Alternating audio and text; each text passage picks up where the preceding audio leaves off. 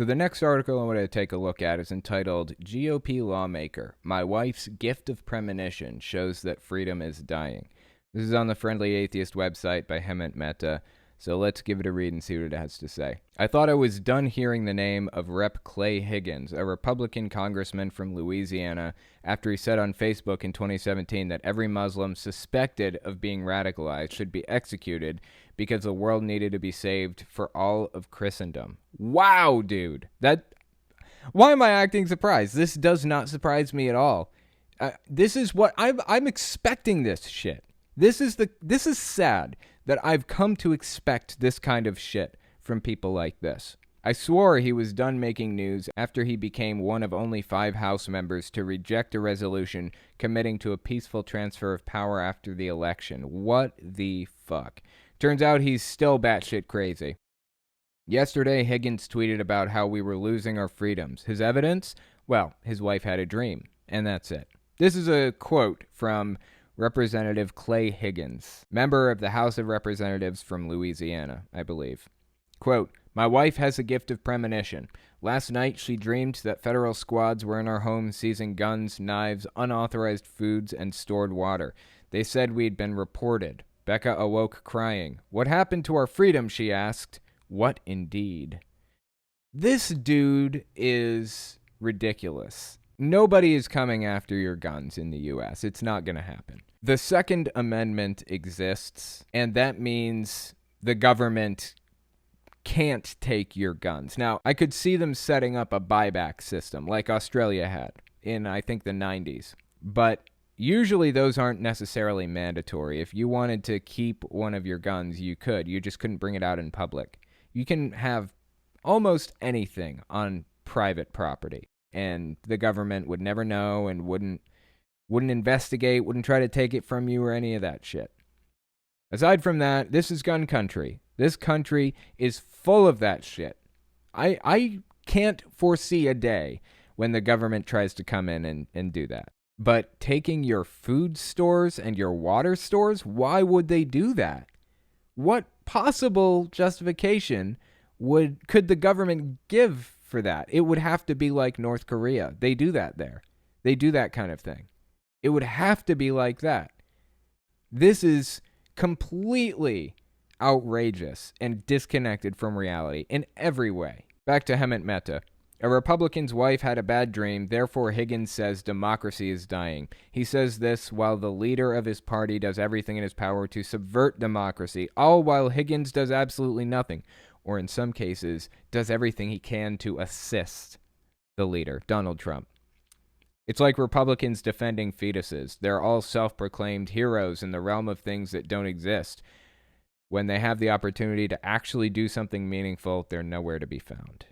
By the way, this guy who believes his wife has supernatural powers and thinks agents coming for his Cheetos and water is the worst thing that could happen sits on the Homeland Security Committee. Don't you feel safer already? I saw a tweet recently. I don't remember who it was from. I wish I could give credit for it, but they said these gun-loving Trump supporters are all about defending America and doing their part to help out when it comes to building militias to protect people and protect the state, and having open carry licenses so they can protect people at the supermarket and fight in the hills and all that other shit. But when the government asks them to actually do something to help, like legitimately help, wear a face mask, they can't make that simple sacrifice. They can't do something so basic because in that fantasy they were killing. And in the reality, they have to be nice. That's the real difference. I think that's what the tweet said. I thought it was apt. Let's keep reading. At least some of the responses were gold. So these are responses to Representative Clay Higgins about his wife having premonitions, bizarrely. This is from Douglas Moran. Quote, last night, I dreamed my cancer treatment cost $20,000 and I didn't have the money, and the GOP was trying hard to make health care unavailable to millions of Americans, and they were trying to force through a SCOTUS justice who would support just that. And I woke up, and it was true. This one's from Fred Gutenberg. Rep. Clay Higgins. Last night I had a dream my daughter was still alive. Unfortunately, she is dead, a victim of gun violence. Crazy people like you who are suffering with psychosis have had your way in our public safety for far too long. I hope your weapons are removed. Well said. This one's from Zach Ford. Imagine your local police officers just busted down your door without knocking and shooting you in your bed. That's the reality for many people already. Hashtag justice for Breonna Taylor. Well said. I guess that is a reality for some people already. Although the image that was being depicted by Clay Higgins was one of a police state, basically. He was trying to depict the U.S. as a police state where you have to be scanned. Everything you do is monitored. Everything you do is controlled and watched and all of that other stuff, much like in North Korea. That's just not how the U.S. functions. It's like saying the U.S. is going to turn socialist. That's just a completely bizarre claim to me. We're nowhere near socialism. Nowhere near it. I would say we're closer to a pure capitalist system, like pure capitalist system, than we are a socialist system. It seems to me. Maybe I'm wrong on that point. But this fear-mongering about living in a police state, a communist or a socialist police state where they're trying to take your stuff, that's just not based in reality at all. He's a conspiracy theorist, plain and simple. Back to Hemant Mehta.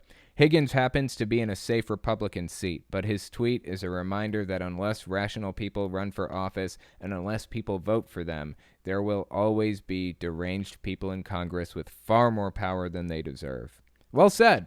It's like I was saying before, there are people in government right now. There are people in control of our government, in Congress, who are true monsters, true sociopaths. Who are those people? I don't know. We don't know. We don't know exactly who they are. We don't have the medical record of every or personality test of every congressman and president and Supreme Court justice. We don't have personality tests for any of them as far as I know. We don't even have personality tests for a lot of police. But they are there. They're out there. Who are they? I would love to know which ones are the sociopaths. Which ones have real, genuine psychopathy. And remove them. Psychology is, all things considered, a young science. It's a young science. It hasn't been around forever. We're just starting to really learn how it works and get a good grip on what's reliable and scientifically accurate and what isn't. I mean, a lot of the things that Freud proposed has been debunked now, but he was the grandfather of it. He started it and legitimized it as a real science in many ways, along with a lot of other psychologists in those early days. All things considered, psychology is a very young science, and I'm optimistic in the hope that eventually every leader in the world, anybody with any amount of power at all, will be required to take a personality test that will weed out the psychopaths or the power-hungry people from people who are genuine and have people's best interests at heart. I have to imagine a dangerously and disgustingly high percentage of the leaders, not just in the world, but the U.S. specifically, have clinical psychopathy or are power hungry, only in it for themselves. Who knows who they are, but maybe one day we'll be able to weed them out.